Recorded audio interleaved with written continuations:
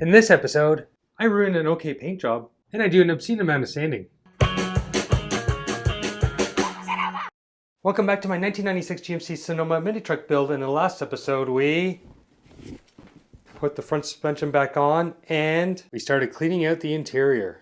If you missed that episode, please check it out with the link above. So the next step for the cab really should be to take care of the rust, clean it, put some self-etching primer just to protect it while I do some other things like body filler and getting it ready to actually paint it.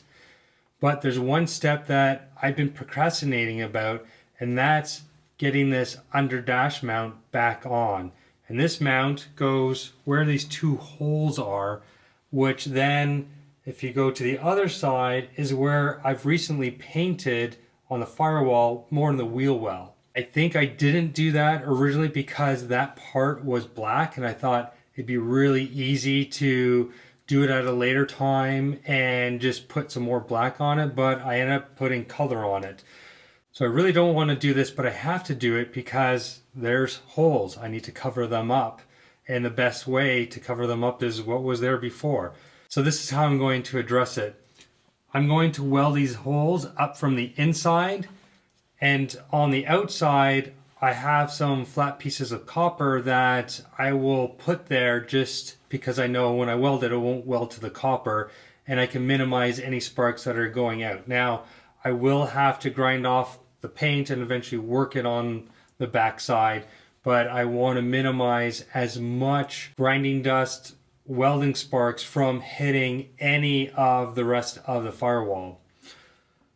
I also need to clean this up and get this ready for paint too. So I just got to do it. So I'm going to do it. I use a welding blanket to cover most of the firewall, and then paper and lots of tape to take care of the rest.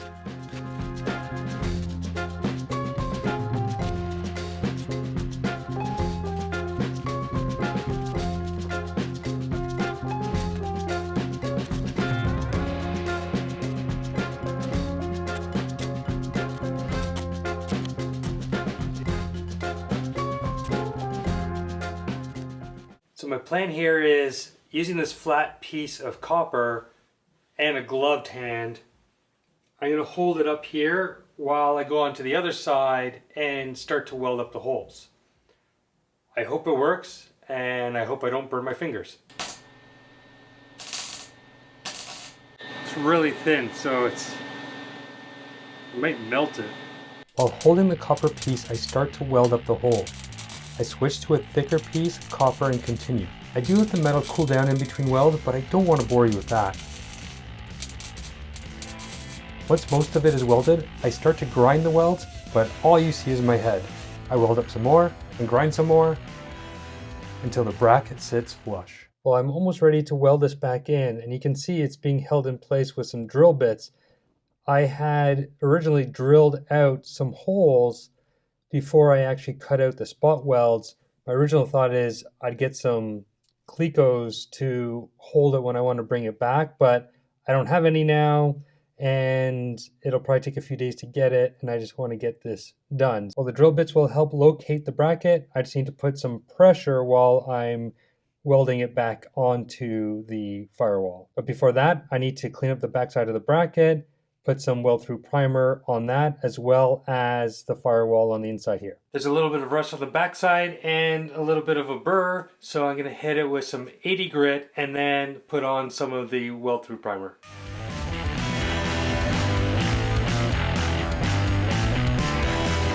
Then I add some tacks and fully weld it. Yep, the top of my head again. Since it's tough to get a camera when I'm working in this area, I figure I'll just walk you through what I'm going to do and then show you kind of shots as I progress. So you can see some of the paint's been burnt, which I knew that would happen. So I'm gonna sand that back down with 80 grit, and there's also the location holes. So I want to remove the paint around those, and then what I'll do is I'll weld them up from here, and to minimize some of the weld splatter, I'm gonna add some additional tape, but also with the MIG welder, I'm gonna cup the end to minimize any splatter.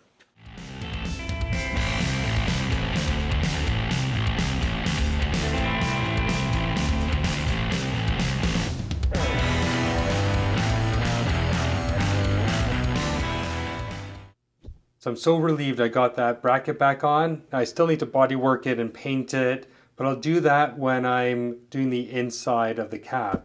So now I could turn my attention to cleaning this up and finally getting it ready for primer. So here are my next few steps. You can see over here, it is slightly raised, same around here on the firewall. So I'll take a little bit of time to sand the heads down. Over here, same thing. Now that I have the insulation gone, I can sand down where I welded up the holes, and I think those were holes where there was rivets for the heat shield of the exhaust. So I'll take that down. So basically, last bit of grinding that needs to be done. Then I'll come back and use the wire wheel, get rid of as much rust as I can, down here, along the panel, just do as much as I can. And then I will clean it probably by section. Probably start off with the passenger floor, then I'll move to the back area, and then maybe the first half of the transmission tunnel, and then back, so on and so forth. And so what I'll do is I'll clean it, put some rust converter on, move to the next section, start cleaning that, and then I can clean off the rust converter and just slowly make my way around. So anyways, enough talking, let's get moving. Using 60 grit, I grind down as many high spots as I can find.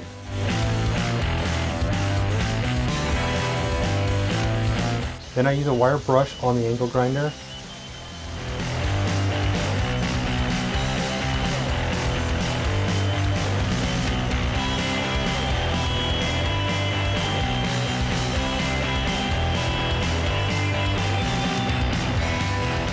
And lastly, an old crimped wire brush that has ground itself down to a point which is good for corners.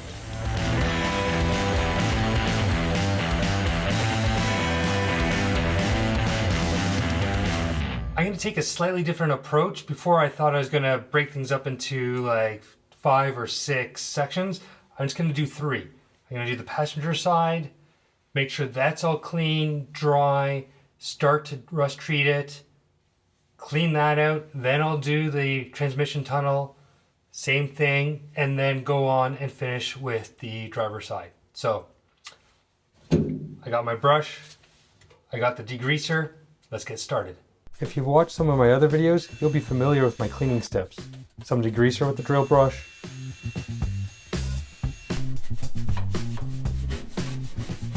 rinse, and dry,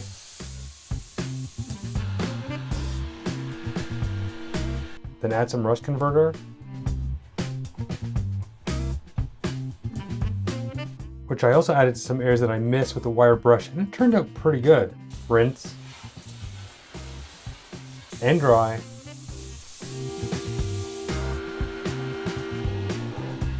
because I'm not sure how long it'll be before I add some body filler. I protect the bare metal with some self-etching primer. Afterwards, I would move on to the transmission tunnel and repeat the same steps, but those familiar with my videos know that plans don't always go smoothly. Well, I started to clean the transmission tunnel, and that's when I realized I did something wrong. Because as I was actually doing the cleaning, it was spraying some of the degreaser around, including the area that I had just finished on the passenger side. No big deal, sprayed it off with water, start to dry it, and as I'm drying it, some of the primer that I put on started to flake off, and underneath it was a little bit of new surface rust because of the color that was hiding underneath. I since put some rust converter, which is why you don't see the yellow, but you could see where it had flaked off. And it did the same thing where the transmission tunnel meets the floor, and that's really critical because my plan is to put a few layers of primer and then some seam sealer. And then afterwards I'll paint on top of it. So I need to make sure that area is clean, free of rust, because I don't want rust to start building up underneath the primer and the seam sealer, which negates all the work that I've been doing. So there's 3 things I think that I missed. 1, I probably didn't have the panel and the edges and corners completely dry. Even though I used a heat gun, I probably just missed it. So there was probably some moisture that was left there when I put on the primer itself. Second thing is, even though it's etch primer or self-etching primer, I didn't scuff it with anything. And I probably should use even 180, even something higher is fine, a little bit finer, to just scuff it, just to give it that extra ability to hang on to the panel. And lastly, I didn't use any surface cleaner beforehand. And as soon as I sprayed it, I thought of that, but I thought, well, maybe it'd be okay. Obviously it wasn't. And there's some areas on this side that I need to address. One of which is there's some seam sealer which was used to hold one of the carpet brackets. I need to remove that. Also, there's a little bit of bubbling on some of the areas that I just missed. So I need to clean that off. So here's my plan. There's still rust converter on these panels. So the first thing I need to do is rinse that off and then dry it completely. And then I'm going to address where there's bubbling, the seam sealer, and the flaking paint. And my plan for that is using wire brushes and then scuff everything with 180 using DA sander, hand, and do it lightly. Make sure everything's scuffed up. And then wash all that off with some degreaser. Hold on, slight change of plans. Because there's still exposed metal, if I clean and degrease it, I'm gonna have to rinse it with water. And by the time I go from one side to the other, it's going to flash rust. That's what I've been running into. And I just spent hours getting all that flash rust off and scuffing all the panels. So I'm just gonna use some surface cleaner because that's acetone based. It'll evaporate and just not sit on the panels, minimizing any flash rust. And make sure that everything is completely dry, especially where I want to put some seam sealer, because I want to get some primer on that as soon as possible, because that is what's going to protect it. I'm not putting any body filler in the corners. I'm going to do primer and then seam sealer. So that's why it's critical in those areas. I'll probably spray some primer on some of the larger panels just to make sure it doesn't rust between today and when I actually start to put some body filler on. And I know in those areas I'll have to scuff it up again just to make sure that the body filler can stick to that surface. So it's been a couple of days and the primer's all dry, and my next step is to do some body filler. Now I really don't need to do body filler because most, if not everything, is going to be covered with maybe some sort of carpet, but I want to practice. I want to get better at figuring out how to use it. And so what I've done is I marked off kind of areas where I want to start blending with it. And I did it on this side as well as the transmission tunnel and on the driver's side as well. Now I'm going to take things into smaller sections, and I could do that. I don't need to rush because everything is somewhat coated and I'm not worried about things flash rusting.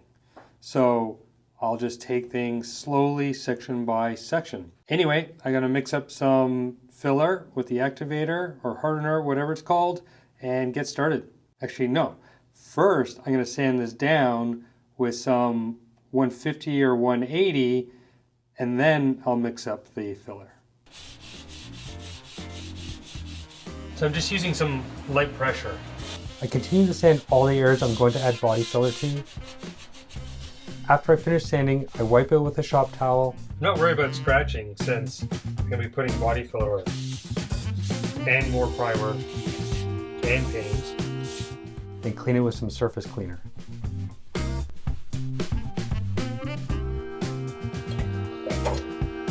Sean, I don't know how you like the smell of this stuff.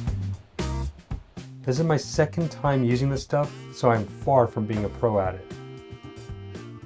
Add some hardener and mix it up. Then lay it down as smoothly as I can.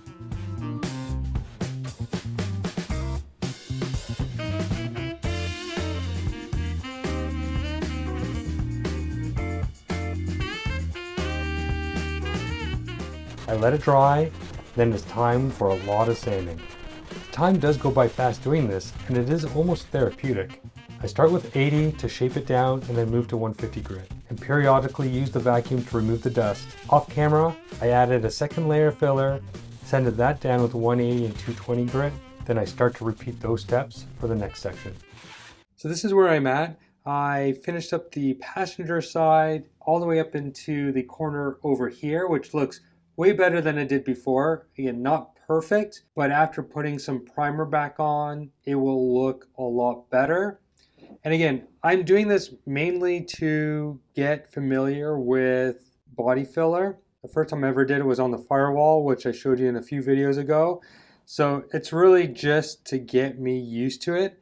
And what I've learned is when people say that panel fit up is really important, I totally understand now. In some areas I had to put the body filler a little thicker, which meant a lot more sanding. If the body panels were straighter, or at least the fitment was better between the panels, then it'd just be a skimming where I'm adding a couple of layers just to give it a little bit better, smoother transition and shape.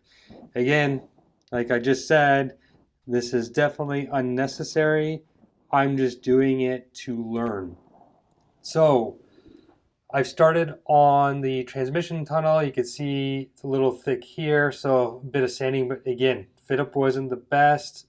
There was a bit of an overhang here, so I had to add more so I'd be able to fill in this area.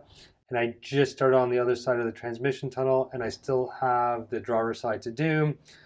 Then this back part of the transmission tunnel, and lastly, over here will be skimming, but just because it's not straight. So while I do have a lot left to do, I'm gonna leave things off here because it's just gonna be a lot of application, let it dry, sand, add some more, let it dry, sand, go to the next spot, so on and so forth. So in the next video, we'll pick up where we left off, hopefully make that really short, and then focus mainly on primer and maybe even get to paint. If you enjoyed the video, please like, subscribe, leave a comment, and we'll see you next time.